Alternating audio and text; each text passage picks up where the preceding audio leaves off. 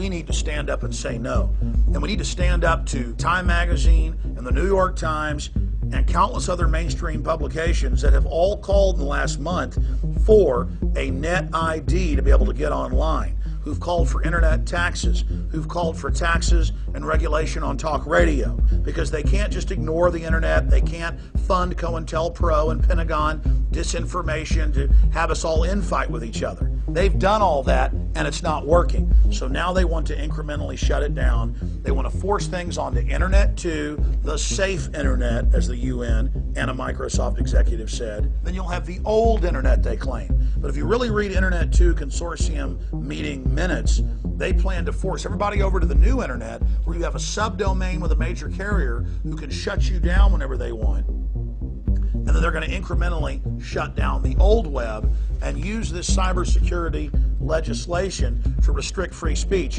And in the words of the White House, in the words of Barack Obama, they have said a declaration of war against free speech, that they may shut the web down to save it.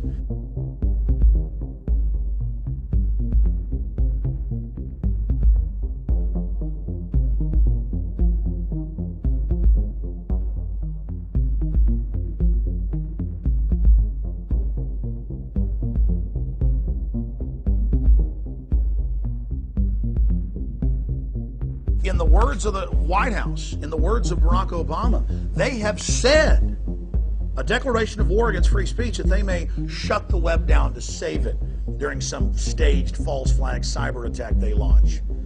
They have said that the Pentagon is going to be in control of it. They're building the giant NSA/Pentagon fortresses all over the country and forcing all the major ISPs to wire into their grid. They've built a giant separate network outside of the original internet that they're going to force everyone onto.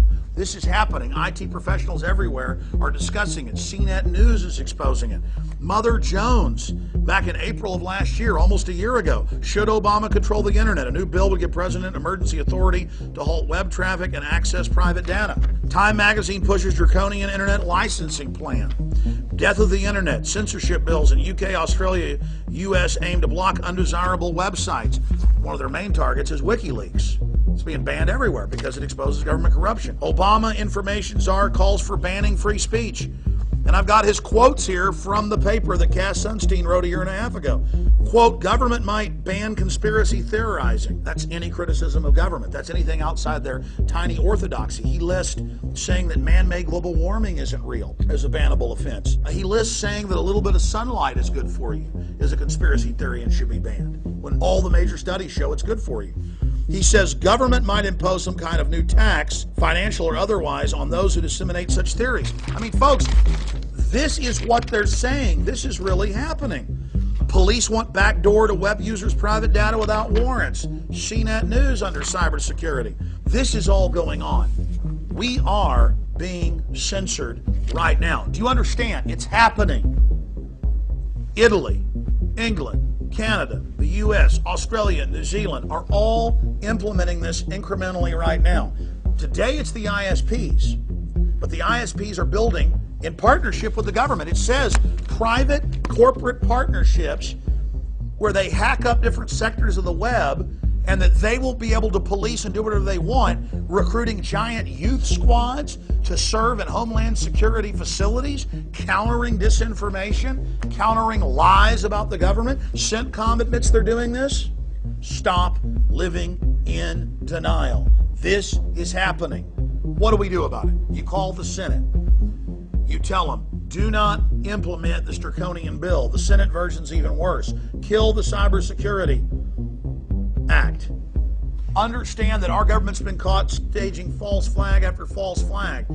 They're constantly hyping how dangerous the internet is because they can't allow it to continue to operate because it's exposing their fraud. They have the incentive to launch a fake cybersecurity attack, just like the Gulf of Tonkin or the Reichstag, as a pretext of control.